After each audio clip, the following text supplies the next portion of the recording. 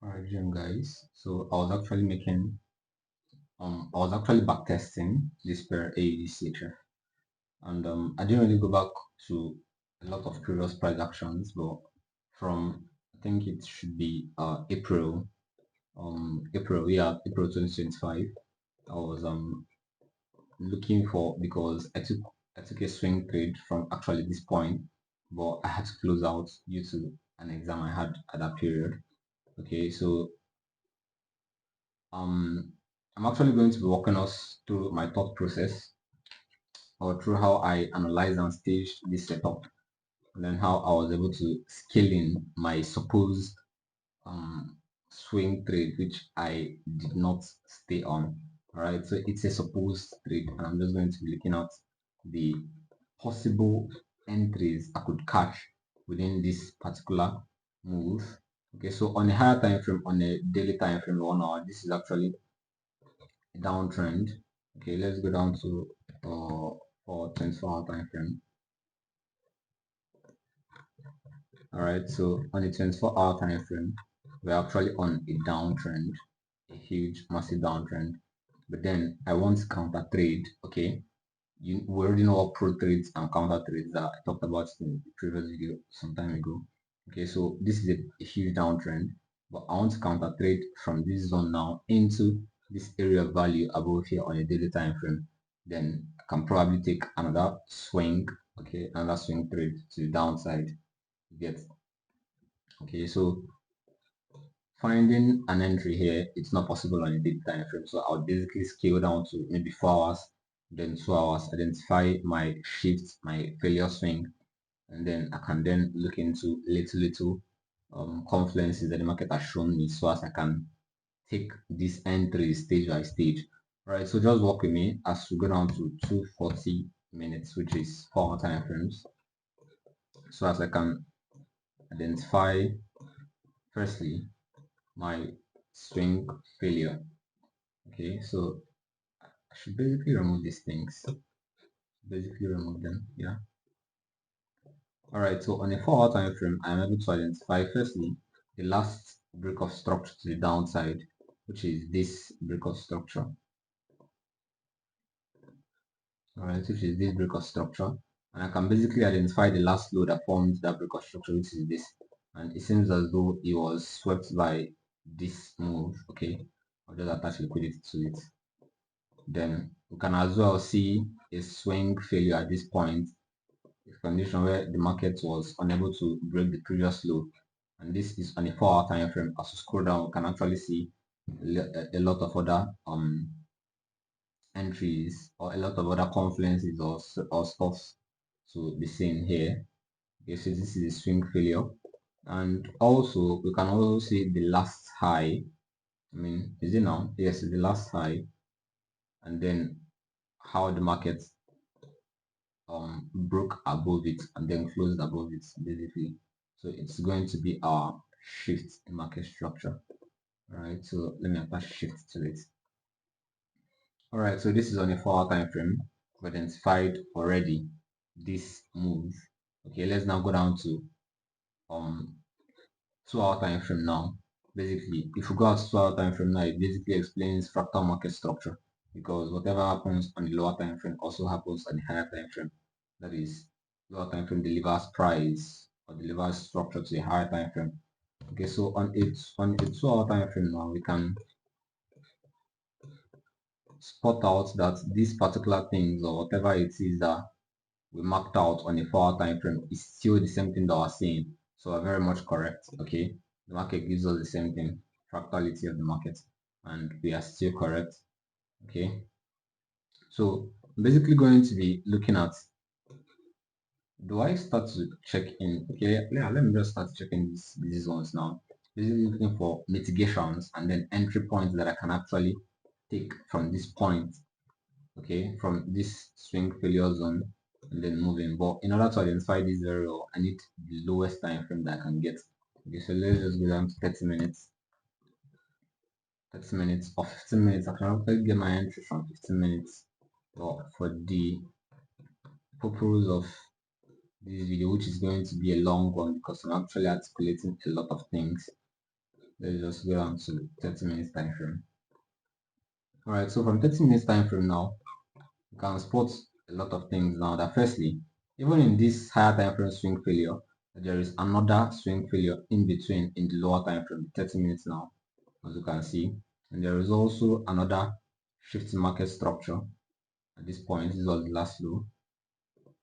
There is also another shift, and there is also another little break of structure, the lower time frame. So even the lower time frame complements what the higher time frame is giving. Okay, so from this zone now, we'll now start the journey of articulating. So this place now is an imbalanced price. Reason is because market did not really come back down. This whole zone is an imbalanced price because market did not really come back down to mitigate any of the zones here. Okay, rather it just mitigated this zone and then continued. So we're not going to be looking deeply into here. Rather, I'll just be checking for mitigations. What I'm checking for is mitigations. I'm not really going into checking the break of structures and stuff. So just going to be looking at mitigations, the inducements, and the very little things that I can find to give me confirmations to take this trade. So this is firstly, this should be the first entry I'll take. I didn't take it from here because this other block has been mitigated by this move right here. So I'm just looking at, I didn't take from here because this other block has mitigated this zone here. So I just neglected this part now. Then I'm now looking at taking my entry from this zone right here, which clearly it went well. Okay, from here. Then there is this break of structure at this point. There is this break of structure right here. This is going to be a very long video. Look at structure right here, and then a fair value gap at this point. Okay, and then a lot more internal structures. So let me just articulate this as an internal structure, so we won't waste a lot of time into looking at this video. So on this swing leg now, on this swing leg right here, particularly that here is a whole swing, here's a whole range. From the low to the high is the whole range, and there was our break of structure. Okay, so after this break of structure now, after this break of structure at this point, because this place didn't really close above, so it's not a valid break of structure. So after that break of structure now, we have this low, many can call it pullback, some persons can call it inducement. So we have this low and also this low.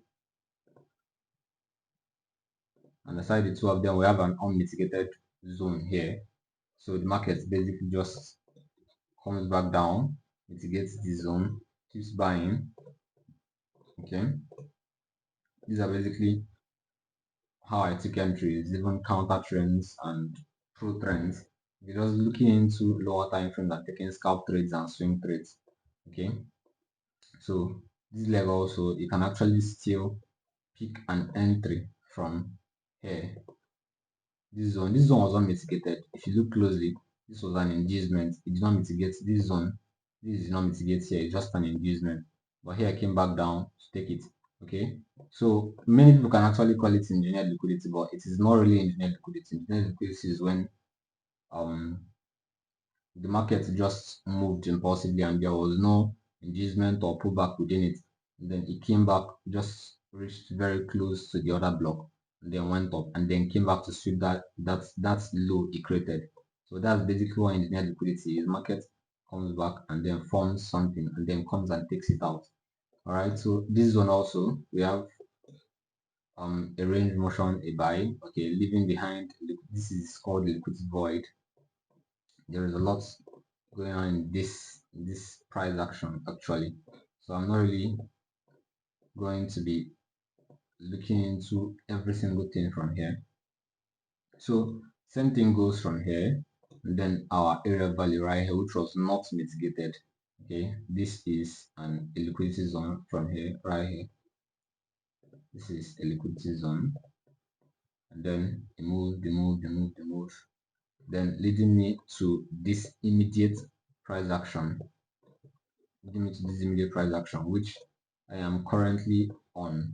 All right, so this was the first entry I took from a lower time frame. Then this now is my current setup that I was still on. This trade was almost hitting my break even at this point, though, although I don't normally set break even up until I see structure formed. And even if I had missed this entry now, I would not have missed this one, because if you look closely here, this is a break of structure. Let me delete this. If you look closely here, our break of structure right here, and then we have the liquidity zone here, and of course I'll pick the week, okay, because if you shall go down to lower time frames, this will still be a week, because this is a very good rejection candle. All right, a sell rejection candle. So I'll just pick this week and then set my entry. I like refining my entries, so I'll just set it at 50% zone.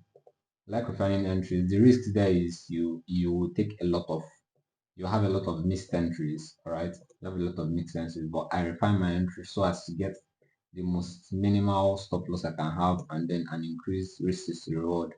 So this is basically what I would have done if I didn't catch this particular move here. All right, so this is also another setup I can stage and take.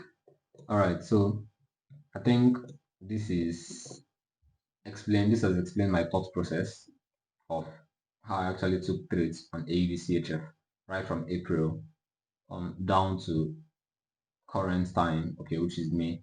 All right, so I believe this video I've given you a few tips that you need to know in staging your own trades. So do well to give us a like, give us a comment, or just tell us something you want us to discuss in the next video, and then